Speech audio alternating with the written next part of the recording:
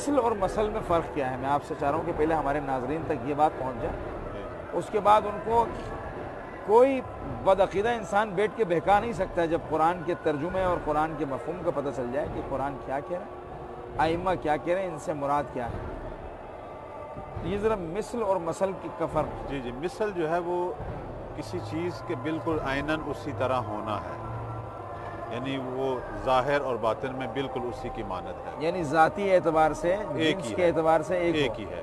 مثل جو ہوتا ہے وہ صفات کے اعتبار سے، ثمرات کے اعتبار سے ہوتا ہے۔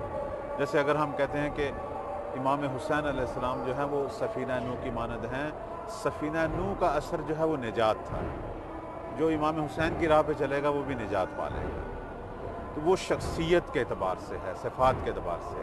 لیکن اگر ہم زیر دیں گے مثل، اس کا مطلب ہے یہ بے عین ہی وہی ہے، یعنی اپنی ذات، اپنی ماہیت اور اپنی حقیقت میں ویسے۔ تو یہ جو قرآن کہہ رہا ہے کہ رسول تو انہیں کہو کہ میں تمہاری مانند ہوں، یعنی بشر ہوں، نوع انسان جو کہ بشر ہے میں اس سے ہوں، آدم و حوا کی اولاد میں سے ہوں، حضرت آدم کی صلب میں سے ہیں، ان کی صلب میں سے۔ تو اسی لیے ہمارے پیغمبر اور تمام ائمہ نے کھل کر اس قسم کے انحرافات کا مقابلہ کیا کہ یہ انحرافات قرآن اور ائمہ اہل بیت کے فرامین سے دوری کی وجہ ہے۔ سر میں اس لیے بار بار اس بات کو کرتا بھی ہوں، اور میں سمجھتا ہوں کہ یہ کرنا بھی چاہیے۔ جی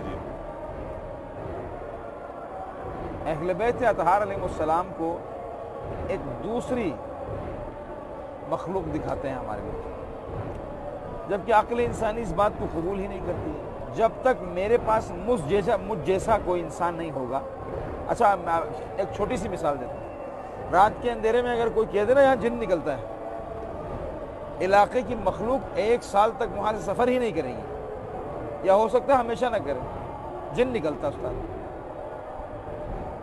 ڈرنے کی وجہ کیا ہے؟ وہ کھاتا تو نہیں ہے، نہ ہی اس نے جان سے مارنا ہے۔ اس ڈرنے کی وجہ یہ ہے کہ اس کی جنس ہماری جیسی نہیں ہے، جب ہم اس کو دیکھتے ہیں تو ہمیں خوف آتا ہے۔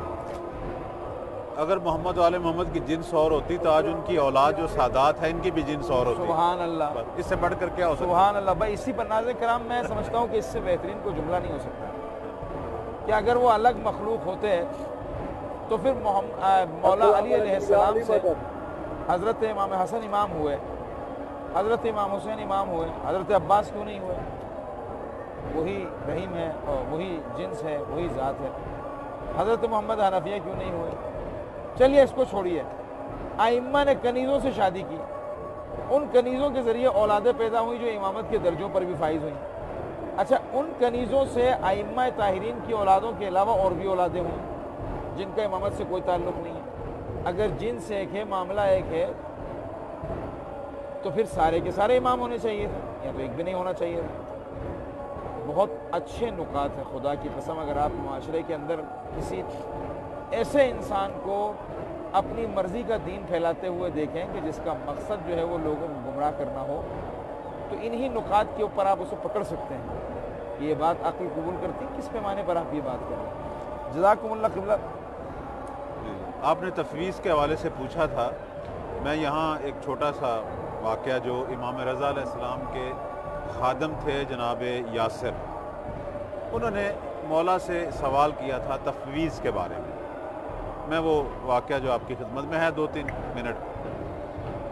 یاسر نے پوچھا مولا سے کہ مجھے یہ بتائیں کہ تفویض کیا ہے، آپ جو تفویض کی مخالفت کرتے ہیں یہ کیا ہے، چونکہ یہ شیعوں کے اندر اٹھنے والا ایک فتنہ تھا۔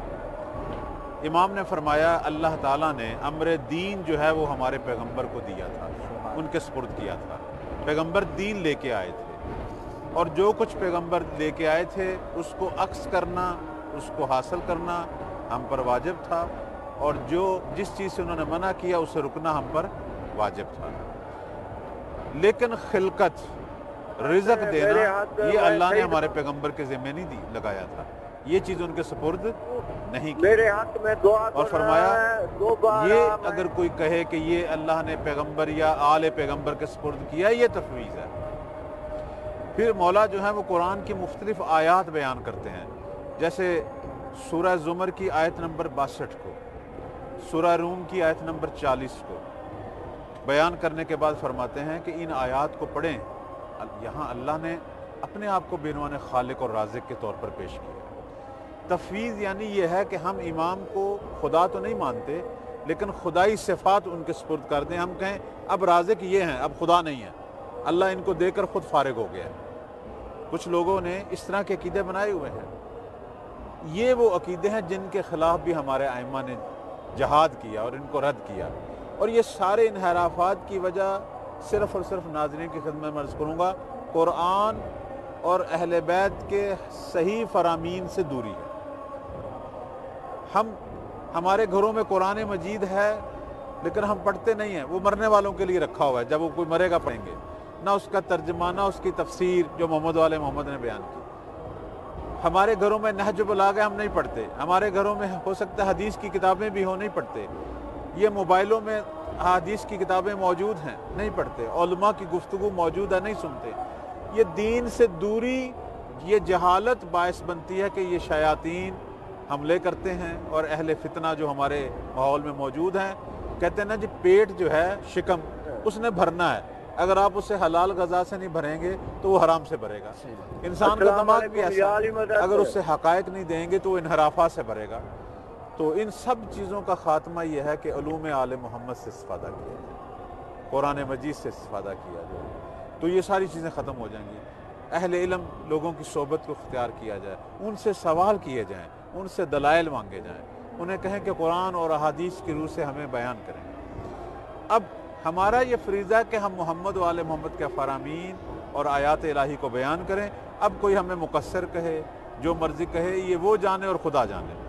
ہمارا فرض یہ ہے کہ حجت تمام کر دیں، حق جو ہے وہ بیان کر دیں.